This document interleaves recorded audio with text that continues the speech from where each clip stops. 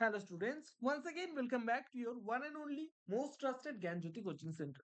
তো স্টুডেন্টস আজকের ভিডিওতে আলোচনা করব তোমাদের সেকেন্ড সেমিস্টারে যাদের ভিএসই তে ডিজিটাল মার্কেটিং রয়েছে তাদের একটি গুরুত্বপূর্ণ ক্লাস নিয়ে এসেছি আমি আজকের ভিডিওতে। ঠিক আছে, তোমাদের সেকেন্ড যে ইউনিট রয়েছে সেই সেকেন্ড ইউনিট থেকে তোমাদের টুলস অফ ডিজিটাল অ্যাডভার্টাইজিং বলে তোমাদের একটা পার্ট রয়েছে, সেখান থেকে ডিসপ্লে অ্যাডভার্টাইজিং যেটা রয়েছে। ঠিক আছে, এই ডিসপ্লে অ্যাডভার্টাইজিং এর মধ্যে থেকে আমি কিন্তু আজকে 10টা এমসিকিউ কোশ্চেন্স নিয়ে বিস্তারিতভাবে আলোচনা করব। ভিডিওটাকে লাস্ট পর্যন্ত দেখবে, খুবই ইনফরমেটিভ একটা ভিডিও হতে চলেছে। এর আগের ভিডিওতে কিন্তু 10টা করে এমসিকিউ কোশ্চেন্স কিন্তু আলোচনা করেছি।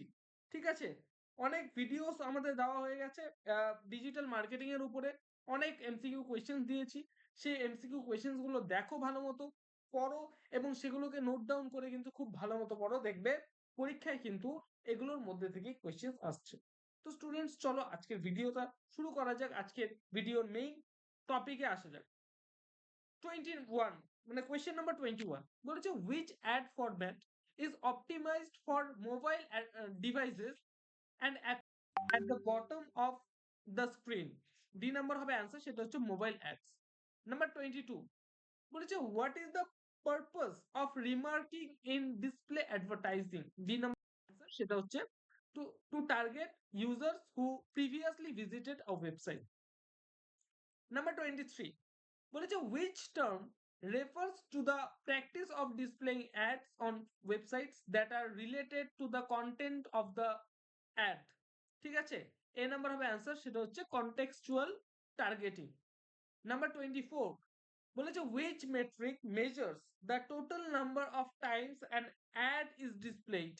ডি নাম্বার হবে অ্যান্সার, সেটা হচ্ছে সিপিএম অর্থাৎ কস্ট পার মাইল। ওকে, নাম্বার 25 বলেছে what is the of geo targeting in display advertising। B number হবে অ্যান্সার, সেটা হচ্ছে to target users based on their geographic location. এখানে বলেছে জিও টার্গেটিং, তো এখানে বোঝাচ্ছে হচ্ছে জিওগ্রাফিক যে লোকেশন, সেই লোকেশনের কথা বলা হচ্ছে।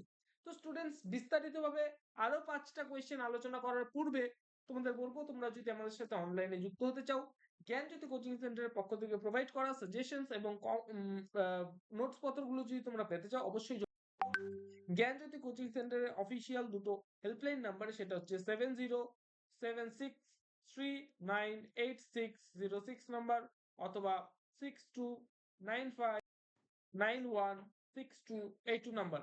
ঠিক আছে, এই দুটো নাম্বারে তোমরা যোগাযোগ করতে পারো আমাদের সাথে। তোমাদের যেটা টোটাল কোর্স ফি রয়েছে সেটা হচ্ছে শুধুমাত্র 999 রুপিস, অর্থাৎ তোমাদের যে মানে যত সাবজেক্টস রয়েছে বিএসসি মেজর মাইনর এসএসসি সমস্ত সাবজেক্টস মিলিয়ে কিন্তু তোমাদের কোর্স ফি হচ্ছে 999 রুপিস। চলো স্টুডেন্টস বিস্তারিতভাবে আরো 5টা কোশ্চেন্স আলোচনা করা যাক। নাম্বার 26 বলেছে which ad format is characterized by its non intrusive nature and seamless integration with content। C number হবে অ্যান্সার, সেটা হচ্ছে নেটিভ অ্যাডস। নাম্বার 27 বলেছে what is the main advantage of this video ads in display advertising। বলেছে B number হবে answer, সেটা হচ্ছে they have a higher engagement rate। ঠিক আছে, নাম্বার 28 বলেছে which targeting option allows advertisers to reach users based on their age, gender, income, etc। D number হবে answer, সেটা হচ্ছে ডেমোগ্রাফিক টার্গেটিং। নাম্বার 29 বলেছে what is the purpose of conversion tracking in display advertising। C number হবে answer, সেটা হচ্ছে to track the number of conversion generated by an ad। Last question আমাদের আজকের video, সেটা হচ্ছে which term refers to the practice of displaying ads on websites that are visited by target audience।